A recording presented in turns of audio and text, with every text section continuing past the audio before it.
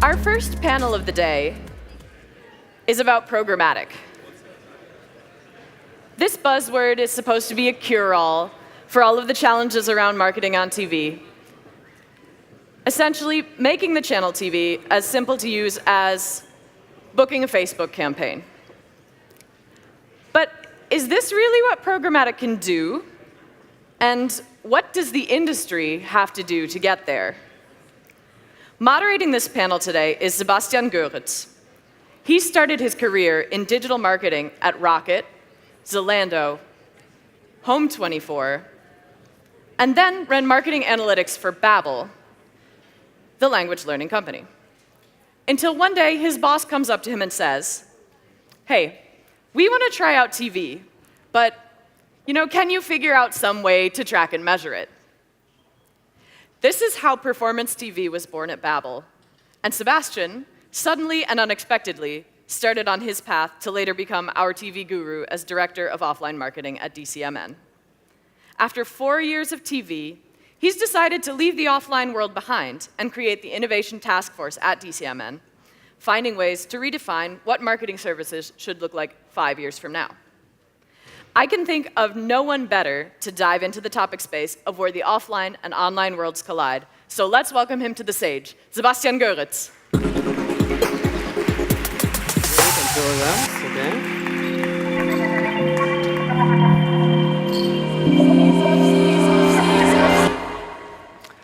Thanks, Liz. Very nice.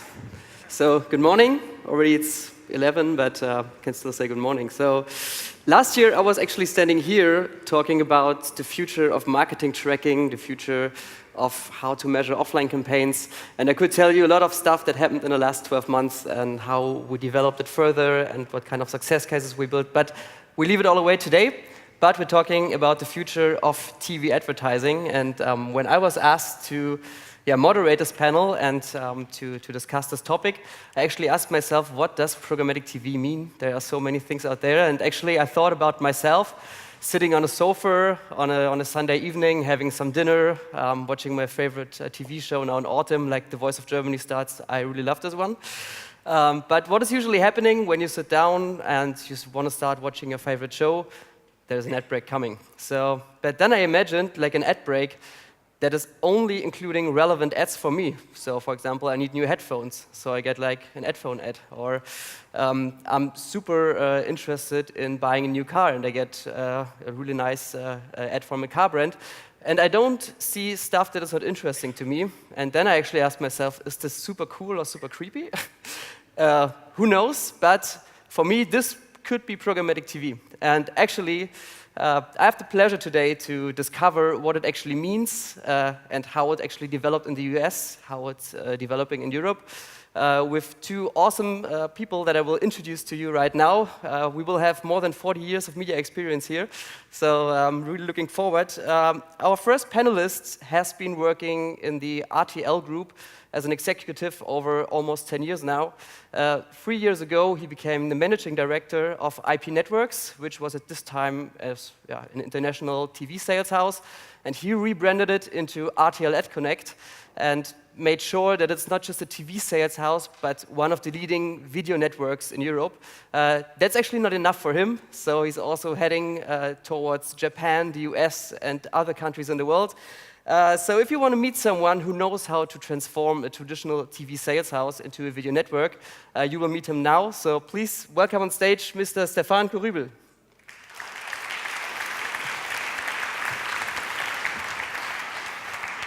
Hey, man.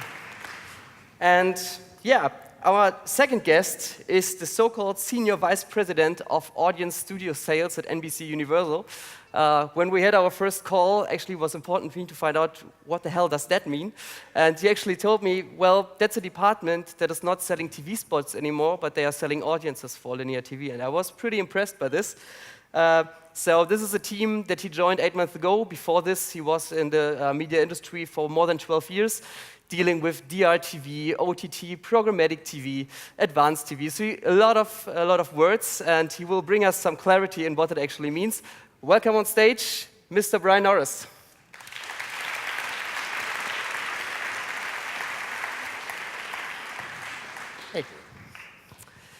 So maybe let's start with this and find out what we actually mean when we talk about programmatic TV.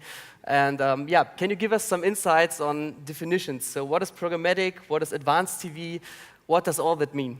Yeah, thank you. So first, programmatic TV is quite simple for us. It's just the automated ability for advertisers to target at scale across our 13 networks on NBCUniversal, giving them the ability to leverage first-party and third-party data. And yeah, so can you give us some insights on like what's the percentage of ad spend, or how many advertisers are doing this already in comparison to like the entire activity that is happening in linear TV? Yeah, what I will say is that I've been at the company for about 8 months now, and what we've seen is just this explosion of interest amongst advertisers, and many of which have activated against key core segments.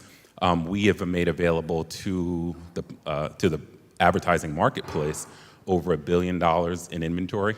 And so, while I won't get into very specific numbers of how much we're doing, what I will say is that we've experienced 100% growth year over year in the programmatic advanced TV space. And just to really sort of define what advanced TV means to NBCUniversal, it means giving the advertisers the ability to target at scale across all of our content, but also giving advertisers the ability to target specific households using addressable TV. So, and the two are a little bit different in terms of being able to target on a one-to-one basis and target on a one-to-household basis. Yeah. Can you maybe give us some idea? I don't want to bring it into like too technical parts, but how can you know who is sitting like in front of the TV when you're playing out the ads? Yeah, so it's important to tell you, I spent the last 10 years of my career at Dish Network in the United States, a competitor of DirecTV, for those who don't know what that is.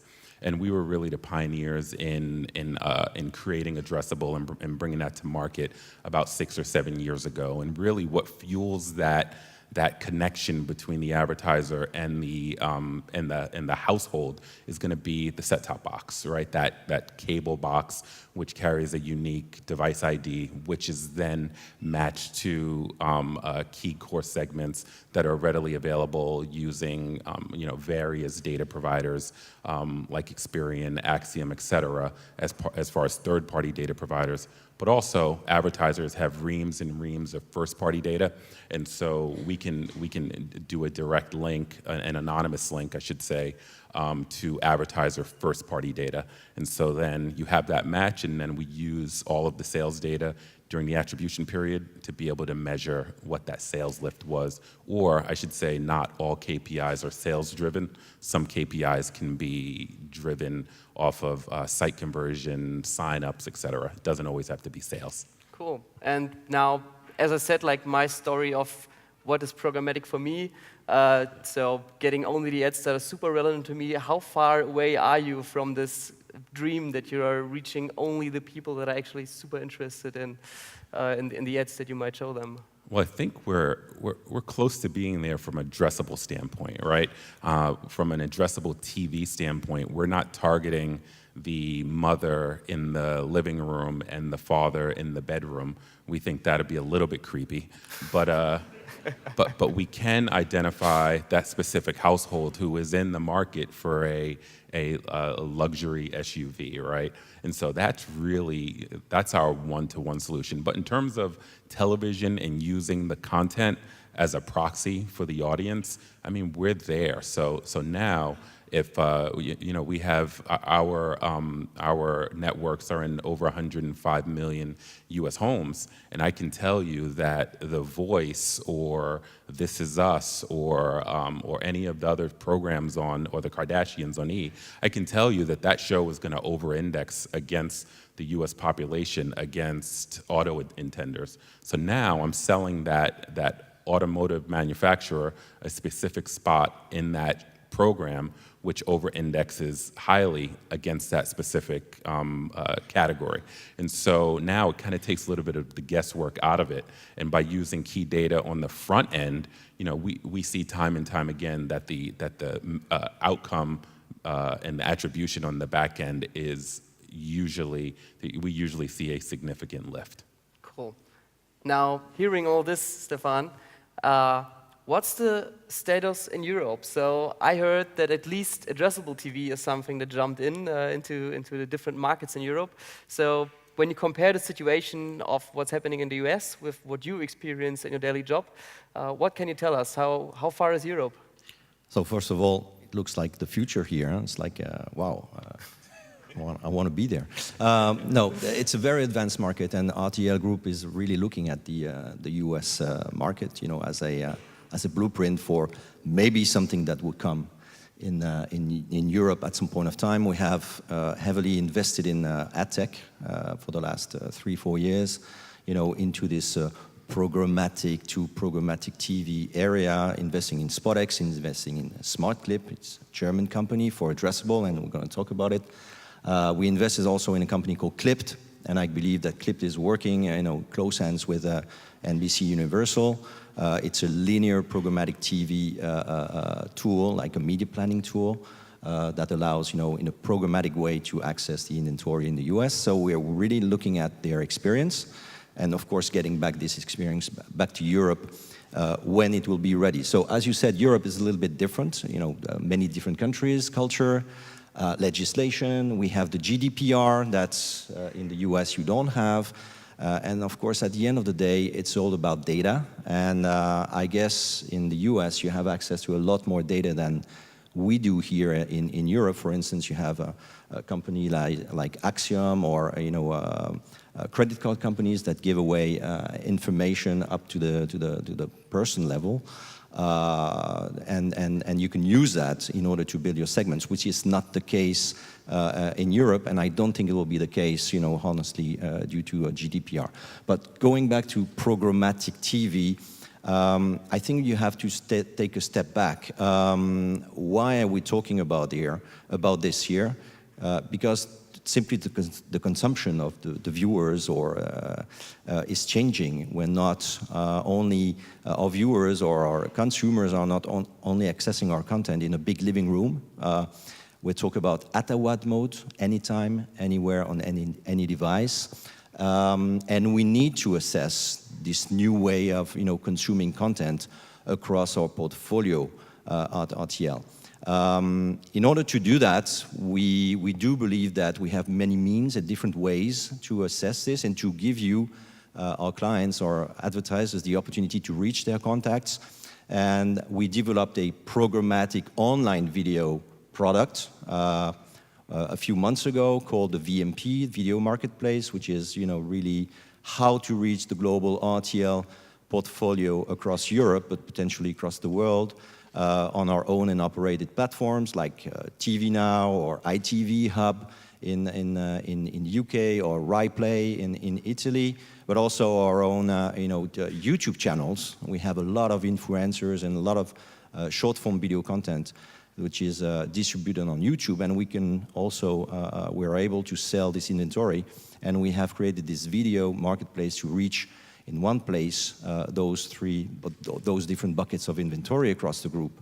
Then when it comes to television and linear TV, we do think that the path to programmatic TV is definitely going through first the addressable advertising, how to better target your audience, and how to, in the end of the day, give a better advertising experience to the consumers. Because I do believe that you will have an uplift in the figures if you deliver the right advertising to the right target audience. Maybe to just get like the difference between addressable TV and programmatic TV. When talking about addressable TV, you're talking about like channel switch ads. So I'm actually changing from like Vox to RTL, and then I get actually, during the content of the program, I get like a display ad which is showing. Yeah. Like. So there are many ways, at least in Europe, to do addressable advertising. If you take the UK, of course, it's more the satellite, and of course Sky, that you just bought, by the way, are very much advanced. If you go in France, it's about IPTV set-top box. And if you go back to you know, Germany, Italy, Spain, and Austria, It's definitely about connected TV devices, using the HBB TV technique. We're talking about 26 million TV sets enabled, HBB TV, when I add Germany and Austria. And definitely, yes, it's about this, how to enhance the TV, the linear TV experience with additional information. At the moment, it's more like a display that is going on over the screen using the smart clip technology. But I can tell you we're experiencing at the moment ad stitching, so real-time ad replacement in video. It's already working. We've made some tests in Germany.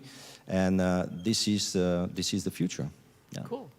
Like talking about the US again and addressable TV and in general programmatic TV, what does it change for advertisers? So I think for many people in the audience working for digital brands, working for e-commerce companies, it's super relevant to find out how is this changing their daily life, or how are their campaigns changing? What can you see in the US? What do you advise e-commerce companies on when using these new technologies? Yeah, so programmatic TV is a very powerful tool for e-commerce or direct-to-consumer brands. And the reason why is because they have access to tons and tons of first-party data. So I mean, what better way than to use that first-party data than to model against it and to actually specifically use it to serve up an ad to an intended audience? And so what we're finding is that advertisers within that space who don't want to be bound to such a large monetary commitment can come in, can have access to our inventory in an automated fashion, and be able to select the programs and target a specific audience with basically no limitations. We've availed all of our inventory programmatically. The only inventory that we would ever hold back, and it's not relevant this year, would be the Olympics and the Super Bowl, and neither are on NBC this year.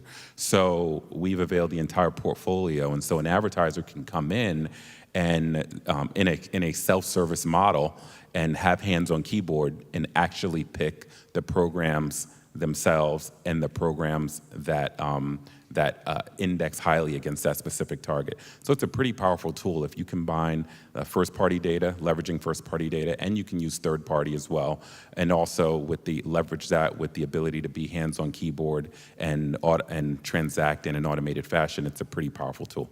Yeah. Maybe like a last question from my side, because we are already running out of time a bit. One concern that I had when seeing how long it takes to get to programmatic buying and to get to this advanced buying, isn't TV dying faster than the evolution of media buying technology, or what do you advise people on? So, because it's just a feeling that many people have. Yeah, who's actually watching TV? So I'm a good example. I'm watching TV, but if I'm looking around the audience, and I'm not doing this, but if I would ask who of you is watching TV, it might not be that many people. Are you kind of scared of this, or what do you think? Well, I guess you have two legacy players here, like NBC in Comcast in the US and RTL here. So of course, TV is very at the core of our business. What is important is perception is not reality. All the people here in this hall, you are not the common people, to be honest, and you're not the regular customers. We've been doing a survey for many years called the Television Key Facts, and we just came out with a new survey right now, testing and showing that in Europe, the daily viewing time in Europe in linear TV, it's still 4 hours and 7 minutes. 4 hours and 7 minutes. How many of you are watching TV or linear TV 4 hours and 7 minutes every day? I'm sure none of you, not even me. But our customers do that. And on top of that, of course, there are some other viewing patterns, like on demand, watching short clips online, etc. But when you take all those different patterns, in Europe, it evolves from 70% of what we call the total video journey. It's still linear TV, 70% in UK, very advanced market with different content available in other means than just watching regular TV, up to 92%, if you take Italy, for instance, we have people from Italy here, 92% of the total video day is linear TV. 92%, so I wish I was living in Italy, to be honest. But this shows the fact that TV is at the core, or linear TV is at the core of the total video day. And one more thing, all the startups and the e-commerce company, what is the fastest growing sector in television for the last 3 to 4 years? And I guess it's the same in America. It's the e-commerce sector in TV, because branding is super important. And of course, thanks to technology, programmatic, advanced advertising, addressable TV, you will be able to, to reach your additional reach, your KPI, your ROI, thanks to, hyper-targeted advertisement. But at the core lies the linear TV for branding. Yeah. Maybe in the US, something you can add, just what I read, there was a lot of talk about like cord cutting, people canceling their TV subscriptions. How do you think about the situation? Yeah, so I've worked exclusively at an MVPD, a distributor of television, for the last 11 years of my career. And what we do know is that people are cutting the cord. What we also know is that people aren't cutting the cord for zero TV, right? They're moving on to live over-the-top products. They're using Sling TV, which I was a part of introducing to the marketplace when I was at Dish. They're moving to DirecTV now. They're moving to Hulu. They're moving to YouTube TV. And so they are consuming content. As a matter of fact, content is being consumed at a higher rate than it's ever been, right? So when you speak about programmatic TV, the ability for us to be more programmatic is actually improved by people switching to over-the-top products, right? Because we can it's the holy grail. We can dynamically insert, we can do it in real time, and we can do it addressably across all devices. So, while consumers are cutting the cord, we're pivoting our services and what we can provide to advertisers to be able to keep up with that. We don't have our head in the sand and thinking that this is not going to happen. We may not think that it's going to happen as fast as the world may think, because there is an economic cost to it. And so by cobbling together a Netflix, a OTT live product, and many other OTT products, along with your broadband costs, that could end up costing more than a traditional cable subscription. And so we do think that there is a tipping point there. But people want their content on demand. They want it when they want it, and they want relevant ads. It's not that consumers and viewers don't want advertising. They just don't want advertising that's irrelevant to them at a time that's inconvenient to them. And so, we're committed to giving a relevant and enjoyable ad experience for all of our consumers. Cool. That actually sounds like the industry is changing as the media landscape is changing. But what I really like about this to see that the technology part is getting more and more important, because I can just say, out of the agency point of view, it's so much manual work sometimes to run TV campaigns, and it's so good to see that things are changing on your side. So now it's up on the advertisers and also agencies to just change their way of working. So unfortunately, we don't have time for a Q&A session. I highly recommend to approach both of the panelists after the talk. Thanks for joining us, and now enjoy your tea break, I would say.